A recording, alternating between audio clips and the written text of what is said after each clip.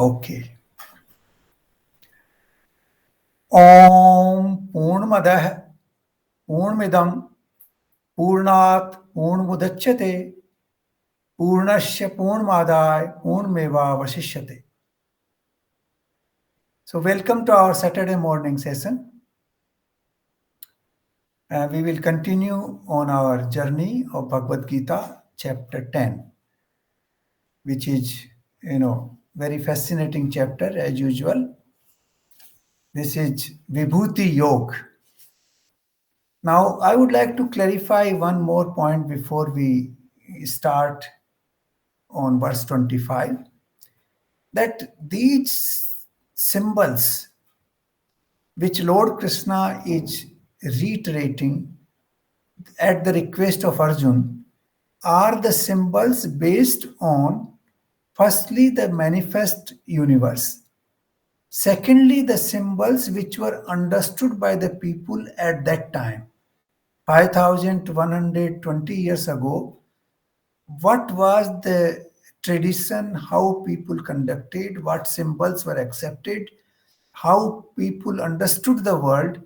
He is using those symbols to actually tell Arjun that these are different manifestations of the Almighty.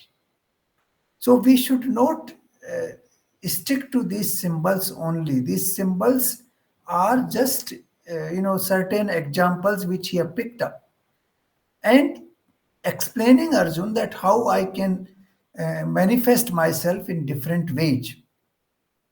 So symbols are basically a method to explain things.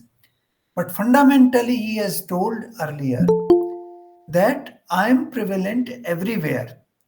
I am like water in ice. Ice is nothing but water. Similarly, this whole universe is nothing but the Almighty. That is what he has already said in more than one verses before. But these symbols he is telling because Arjuna was not able to understand that particular explanation, and he wanted to know certain visible symbols which are generally understood by the people in that era. And that is how Lord Krishna is explaining these symbols. Now we will go on verse number 25. मैं महर्षियों में भृगु और शब्दों में एक अक्षर अर्थात ओंकार हूं, सब प्रकार के यज्ञों में जप यज्ञ और स्थिर रहने वालों में हिमालय पहाड़ हूं. Now, Maharshi Bhrigu, you must have heard the name of Bhrigu Samhita. This is one of the 7 Saptarishis who was extremely prominent, and he even wrote this Bhrigu Samhita giving the future of the humanity. Millions of, what you call predictions have been made in Bhrigu Samhita about human race.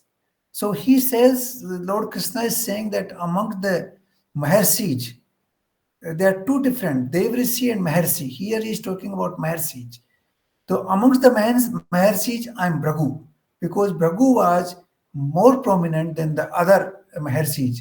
It does not mean that Krishna was not there in other Maharshis. He was very much there. But in Bhrigu, he was at the pinnacle. That is what he's saying. Aishwarya was at its, top. Then Aksharon mein Onkar. Now Onkar, we have already discussed this in detail when we talked about Mandukya Upanishad. Onkar is the first sound which was,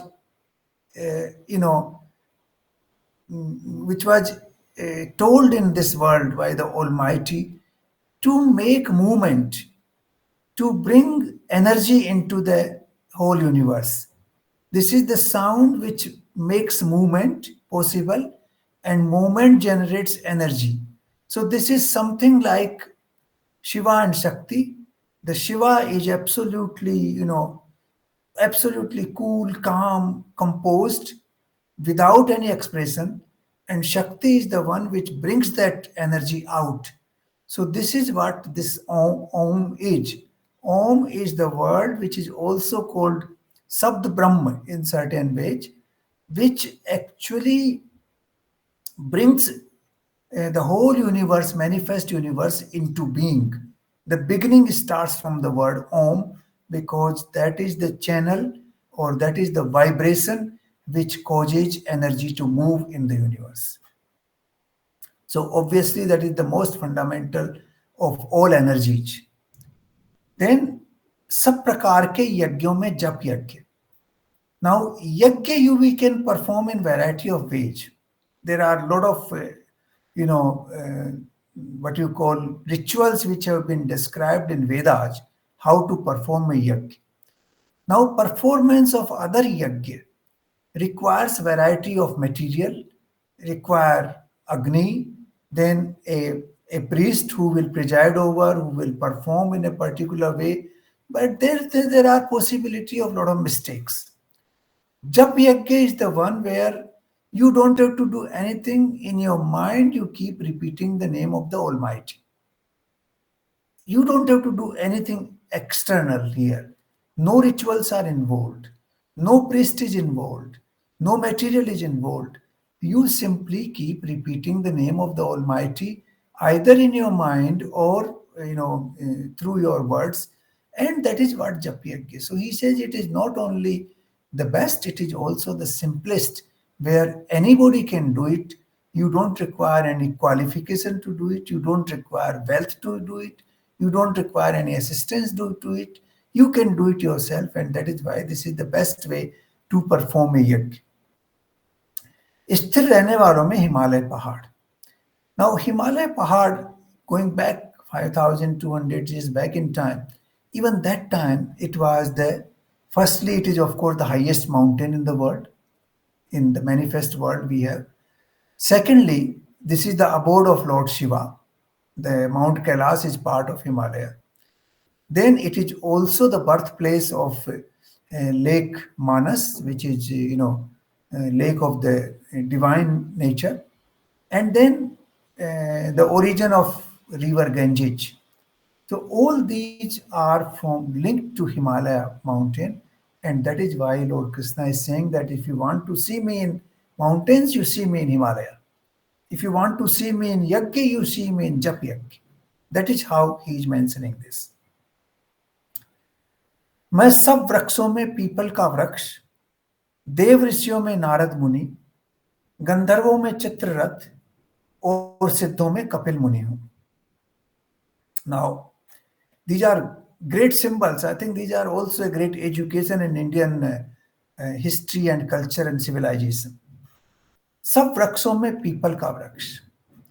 Now, people का वृक्ष has great qualities.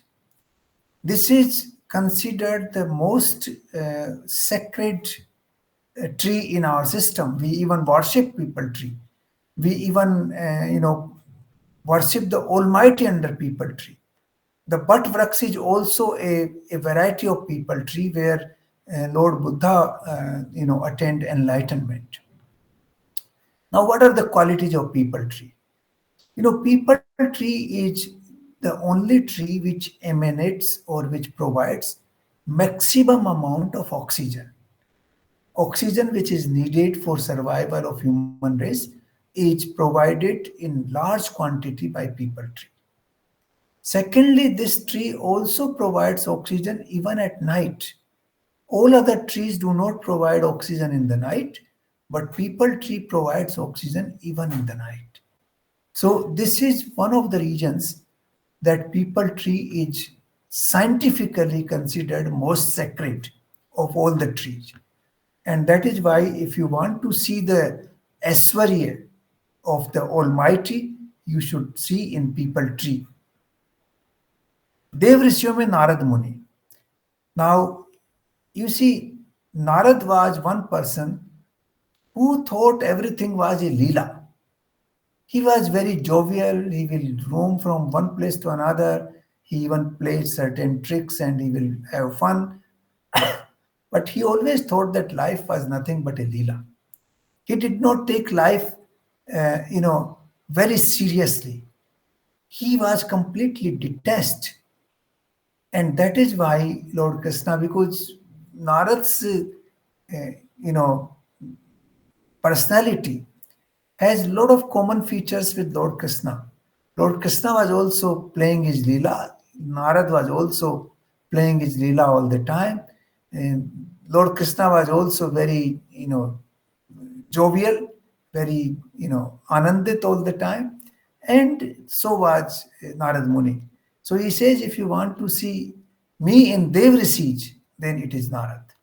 In Maher siege, it is Bhagu. In Devri siege, it is Narad. In trees, it is people ka vraksh. Gandharvon mein Chitrarath. Now, Gandharv are the musicians. This is a class of musicians, and primarily they are very important in Swarg, in that lok, in that universe. But they are also called. They are also on the earth, and their traditional name in India was Gandharv.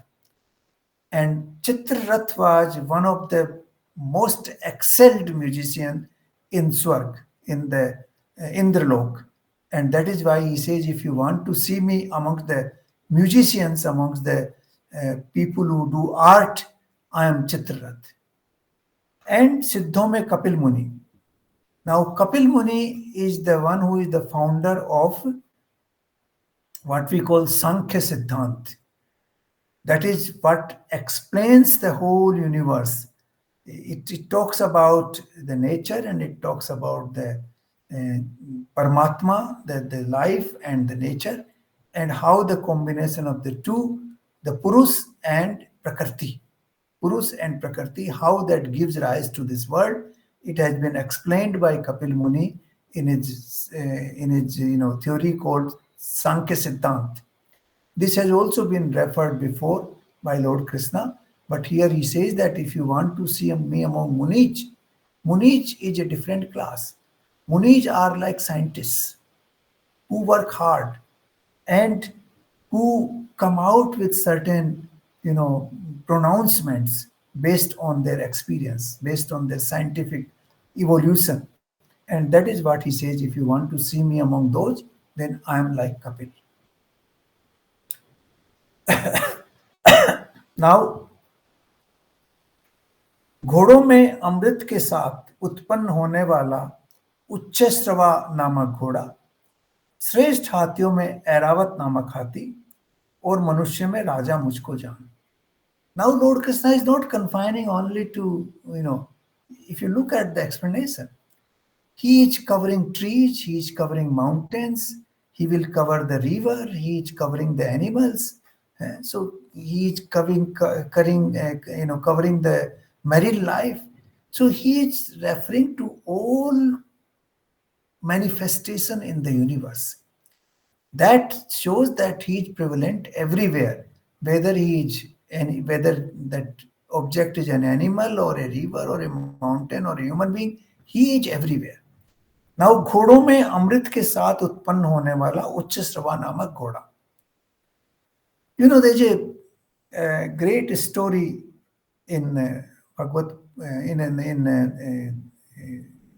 in Vishnu Puran about Devasur Sangram. And this story is far more popular in Southeast Asia. If you go to Vietnam, if you go to Cambodia, if you go to Thailand, everywhere you will find depiction of Devasur Sangram. They are, they're churning the ocean using Vasuki, that snake, Vasuki snake. They are using that snake to churn the ocean, and out of that churning, many things come out. So this Uchchesrava namak ghoda is one of the horses which came out of that churning. Before the Amrit came, many things came out. One of them was Uchchasravi ghoda and Aravat elephant. These came out during that process. So these are the two animals which are considered highly powerful and highly sacred in their own category. And that is what Lord Krishna is saying, that if you want to see me in horses, then I am Uchchasrava. If you want to see me in elephants, I am Aravat. That is what he's saying. And if you want to see me in among the people, among the humans, then I am the king of the world. So this is how he is explaining that once you reach Aishwarya, then the Ishwar is manifested there, and these are the pinnacle of a particular variety or particular species of life when they reach the highest point of elevation in that particular life. Then मैं शास्त्रों में वज्र और गौं में कामधेनु हूं शास्त्र sorry शस्त्रों में वज्र नाउ शस्त्रों में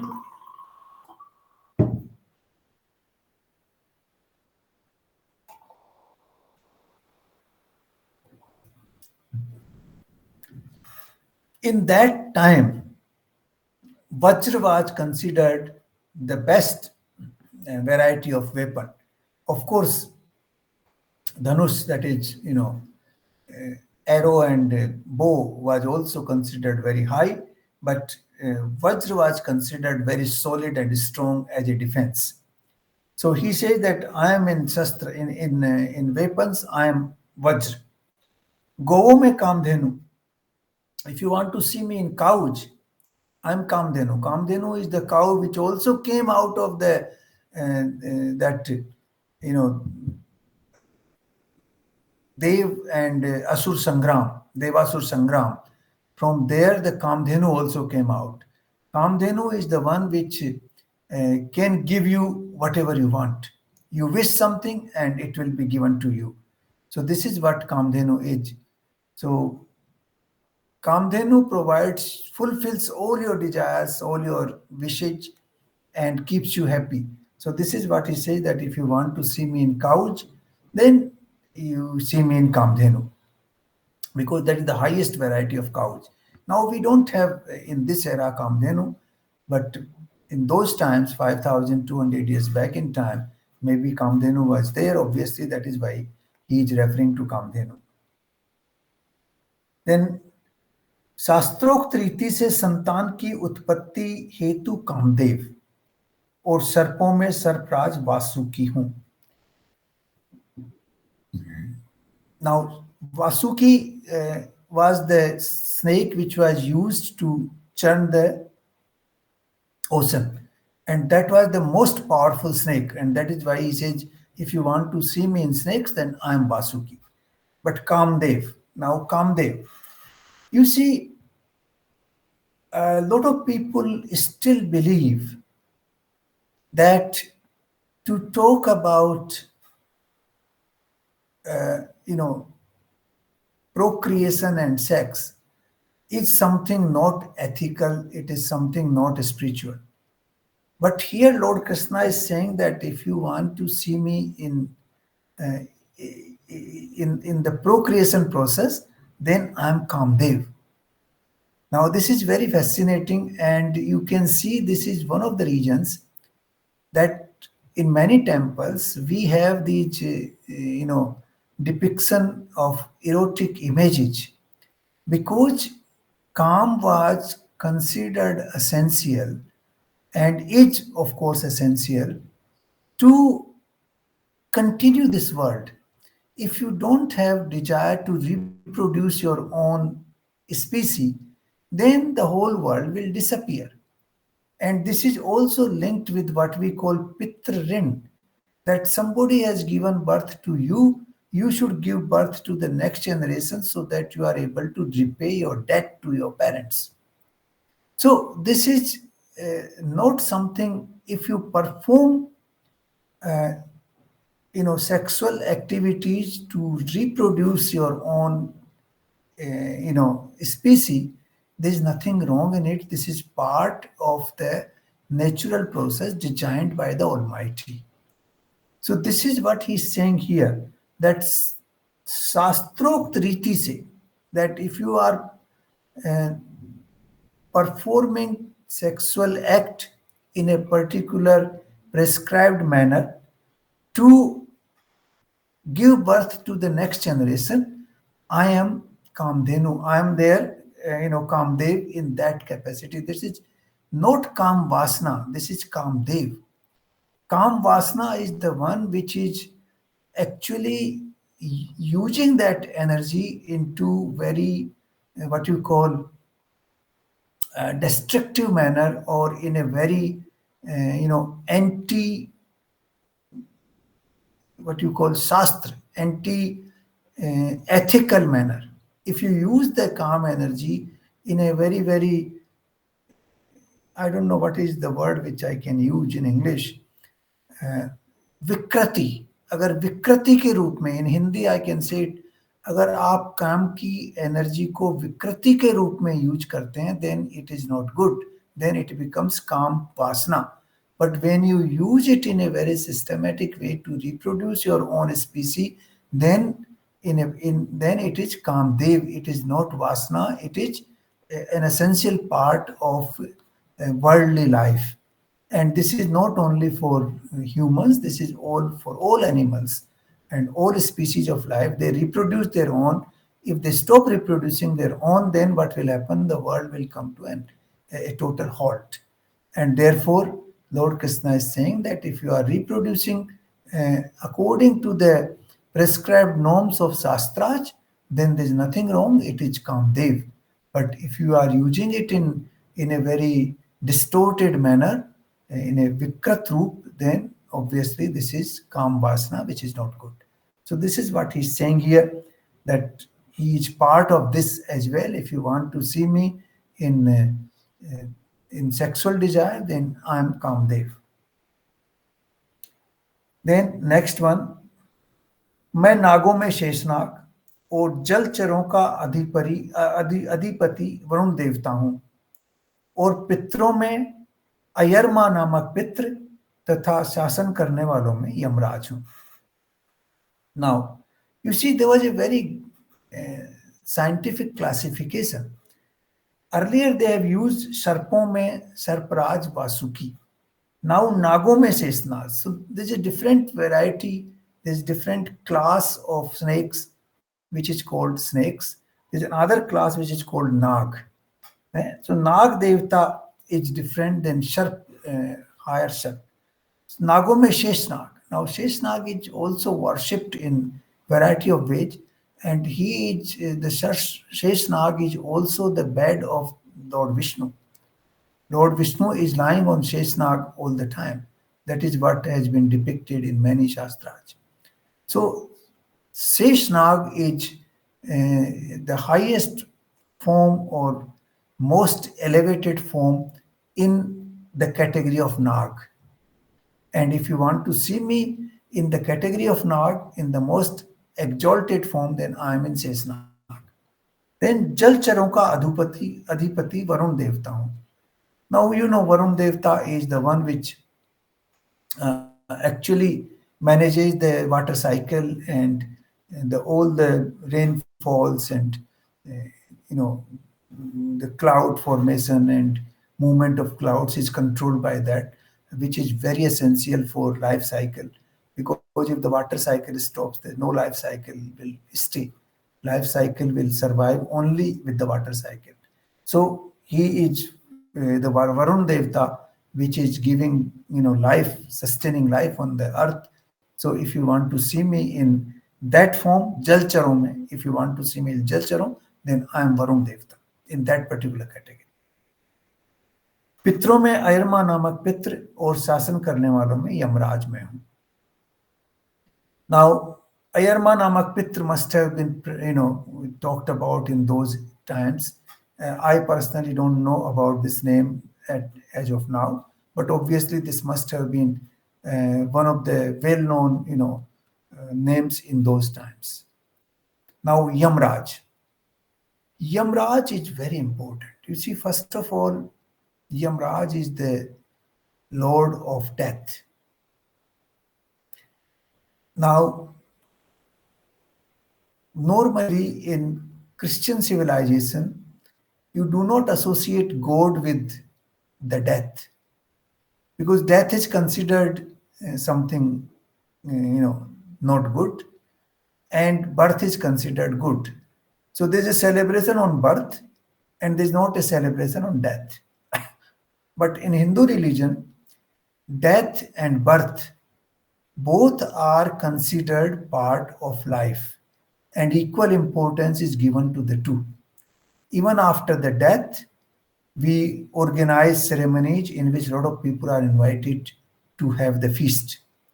So it is not that death is considered something wrong. Death is one step ahead of the life.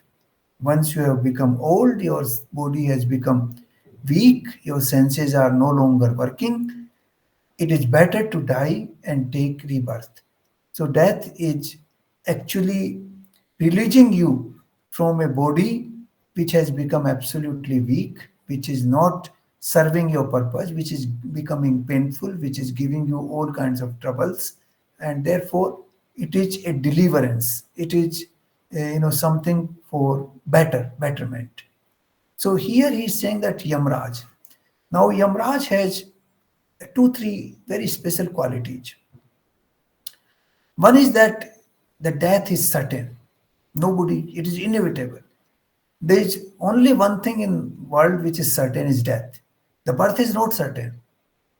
The birth may or may not happen. How you appear, we don't know. How we appear, we don't know. But once you are in the world, the death is certain. And that is what gives a what you call angle of certainty. It is absolutely inalterable. It is absolutely something which is eternal. Secondly, the death treats everybody equally, whether he is the king, whether he is a fakir or a very poor man, whether he is knowledgeable guy, whether he is absolutely, without much intellect, whether he is handsome guy, whether he is ugly guy, whether he is rich guy, whether he is poor guy, whoever may be, irrespective of his social status, his wealth, his physical appearance, his other qualities, the death treats everybody equally.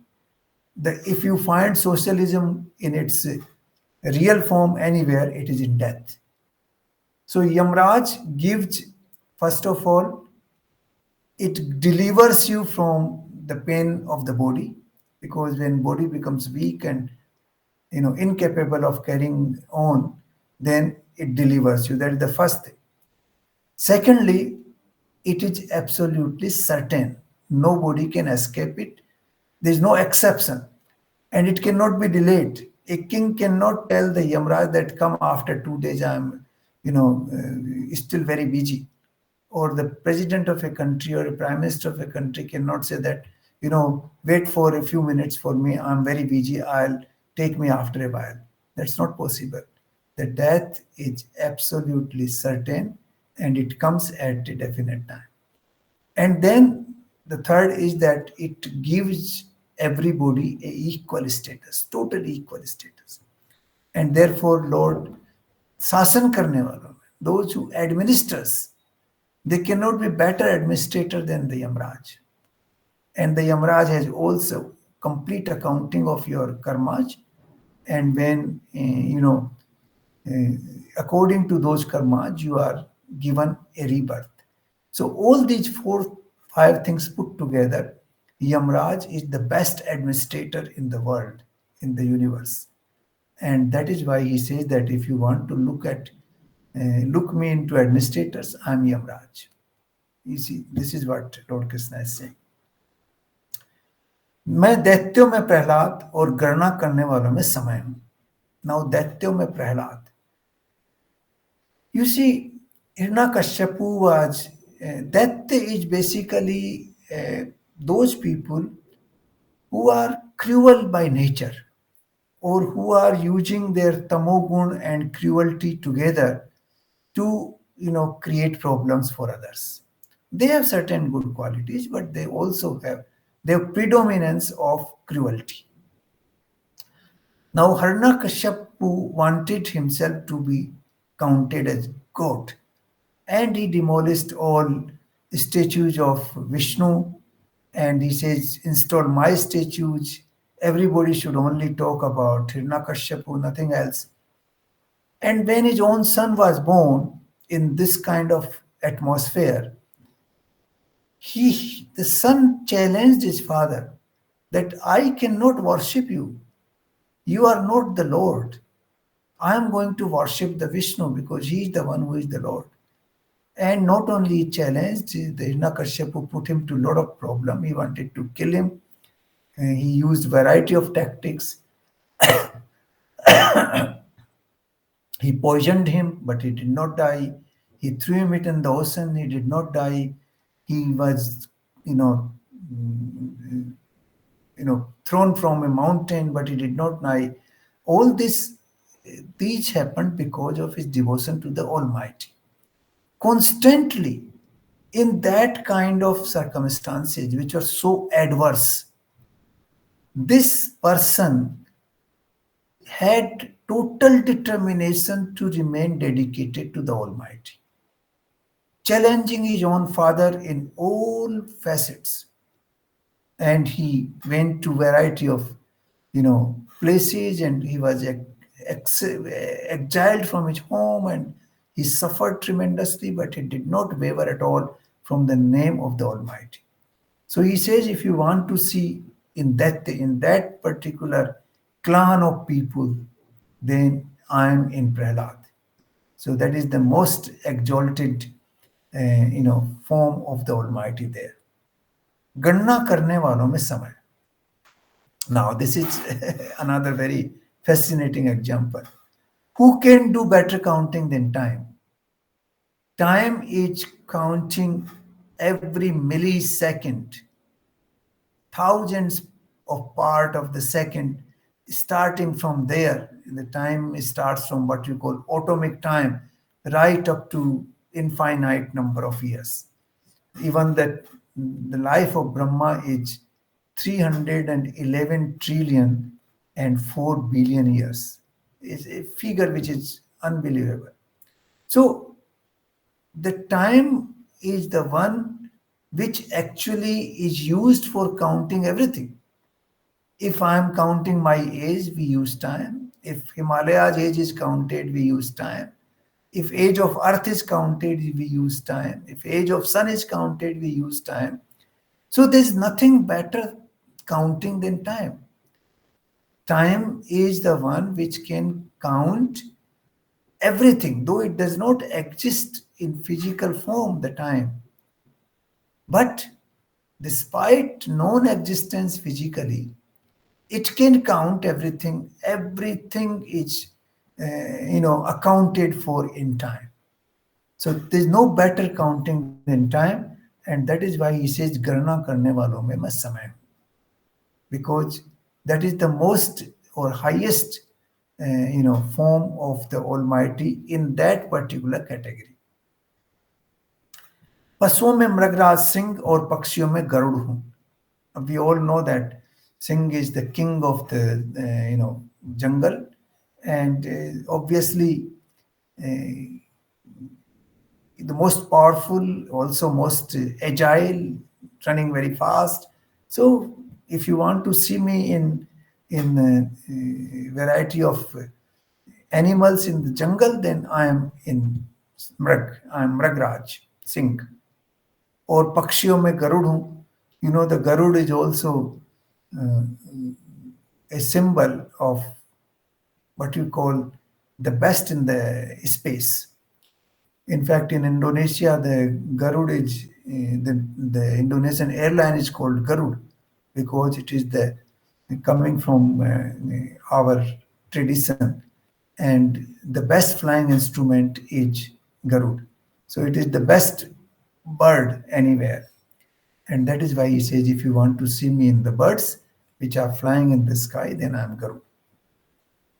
So these are different, categories of worldly manifestation, and in each category he is taking one particular example to explain that I am in the exalted form in that particular category. Then next 31, मैं पवित्र करने वालों में वायु और शस्त्रधारियों में राम हूं, तथा मछलियों में मगर हूं और नदियों में भागीरथी गंगा हूं। पवित्र करने वालों में वायु, this is a very fascinating example and we must understand it very carefully.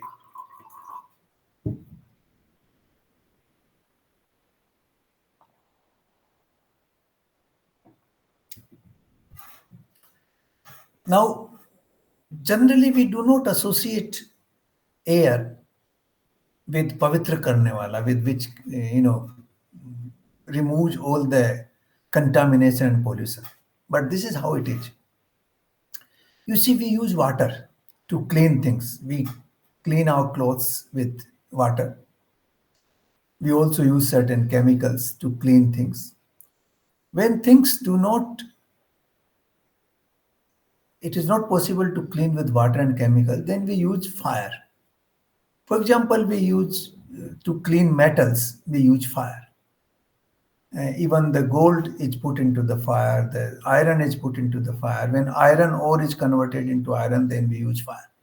So the water is one cleaning element, the chemicals are another one, and then fire is the next one, which is used for cleaning things. Now,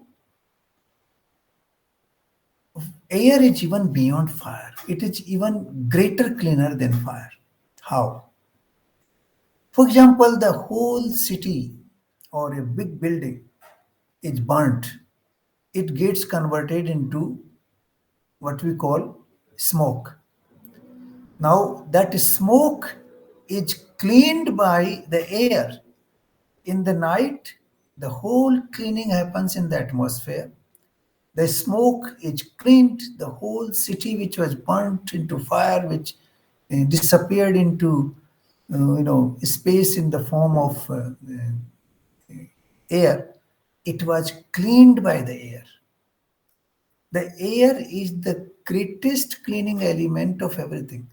Even when you burn things, the polluted air comes out and you need to clean that because that particular element, the impurities of that element comes into the air. Now, how do you clean that? So the air is the highest cleaning agent anywhere. When you close your house for a few weeks, it becomes and you need air to clean it immediately. You have to open the windows and doors so that the fresh air comes and the house is cleaned. Even when you dry your clothes, the air has to come to dry the rest of it, to take away all the impurities from the clothing. When you are sweating, you sit down in the air and it is cleaned. So air is the greatest cleaner, the highest cleaner in the universe, which cleans everything, which has been cleaned by this fire. The fire cleans, but it leaves contaminated air in the space, and that air has to be cleaned by the air. So this is what the cleaning agent is. And then in addition, our life is dependent on air. The breathing exercise in and out is constantly from the air through which we inhale what we call the pranic energy into the body and we exhale toxins from the body. So that is also the cleaning. If that cleaning stops, we die immediately. As soon as the incoming and outgoing movement of the air stops, we die. Not only we, all species of life die because that is the cleaning process of the entire form of lives, all species of life. So that is why Lord Krishna is saying that पवित्र करने वालों में मैं वायु हूं. There is no better cleaning agent than air. शस्त्रधारियों में मैं Ram. Now शस्त्रधारियों में Ram. Why? This is also very fascinating. When you look at the image of Lord Rama, he looks Maryada Purushottam. There is no trace of anger there. There is no trace of revenge there. You don't feel that this guy can carry weapons because he is so profoundly rooted in morality, in ethics, in behavior. So what Lord Krishna is saying that the person who has weapons, who uses weapons only as an exception to either save the religion, धर्म की रक्षा के लिए, to save the righteous in the world, that is Ram. Otherwise, his own behavior is the most righteous. His own behavior is a model to the world. And in that model, he is using weapon only in an exceptional case to save the righteous people, to provide justice to the universe. And that is why he has used this word. Otherwise, a person like Ram, uh, doesn't need a weapon. But yes, in Hindu, you know, Shastras, in Hindu civilization, we have always said that even the wisest and even the most noble person need some weapon to defend himself. And that is how it is. The astra and the shastra and the shastra, they go together. You have to learn shastras. So the Ram was an example of shastra.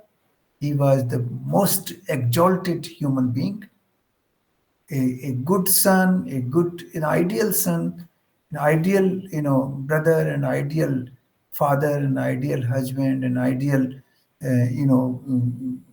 king. But at the same time, he used astra just in exceptional cases when you need to defend. And that is how he used astra against Ravana. So, this example is again saying that we don't need to use astra routinely. We first purify our conduct. We should have very good human conduct. And in exceptional cases where you need to defend the right people, the righteous act, then you can use the weapon. And that is why he says, Shastradhariyon mein main Ram. Machliyon mein magar, that is absolutely, in terms of marine life, magar is very powerful. And he's the one who rules the siege. And Nadiyon mein Bhagirathi Ganga. Now, Ganga is one river. For centuries, this river has been the holiest for Hindus, but it has variety of regions. Firstly, the science has also made a lot of experiments. This is the only river in the world. Water of that river you put in a bottle for 20 years and it will not go bad. It will not have any, ill effects. I have a bottle of water which I had brought from Mansarovar. That was 93. The water is still there in the house and we still use it. Now, Mansarovar Lake and the Ganges River, these two waters have very special qualities. No other source of water has that quality. Uh, it has been proved scientifically as well. And the scientists are not able to find what is the cause. Some people believe it is the cause because a lot of saints live on those, and the spiritual energy from the saints on the Manas Lake and the river Ganges made this water very special. That is absolutely possible. I don't know. But the fact is that Ganges water is one uh, which has very special chemical qualities which are available nowhere else in the world. No other river has that quality. No other source of water has that quality except these two. Even in the region of Ganges, there are many rivers that flow. The same mountains give birth to different rivers, but no other river has that quality except the Ganges. And that is why some people believe that the Manas Lake and the Ganges River has that quality because a lot of saints lived there.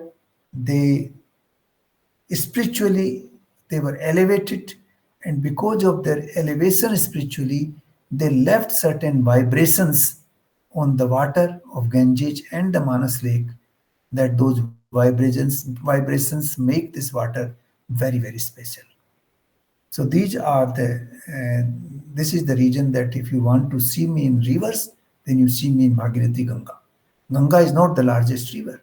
In fact, Brahmaputra is much larger than Ganges, and Amazon and Kangu and Nile are larger than Ganges. The water flow is also higher in those rivers than in Ganges. But Ganges has this quality which is not available anywhere. That is why our civilization has tremendous link with river Ganges and Mansarovar Lake and of course Mount Kailas, which is next to the lake. So this is the region why Lord Krishna is saying that if you want to see me in rivers, you see me in Ganga. That's what he's saying. So I think we will stop here today and we'll continue next week on the other symbols. The symbolism is very important because this also gives us an idea of the various exalted forms of the Almighty which exist in this world in different forms, whether they are mountains or rivers or birds, and then firstly we must understand that the Almighty exists everywhere. We don't have to treat other species of life with contempt, which we are doing today, unfortunately. We feel other species of life are, meant for us to be killed. So this is not the case. He's saying that I exist in all forms of life, whether it is a mountain or a river or, an animal or horses or, you know, elephants or even in snakes. He doesn't have to tell, he didn't have to tell it, but he told it to clarify that I exist everywhere. And you can find my Aishwarya in these species in those specific examples which he's giving. So we will continue on this on our next, session on Saturday.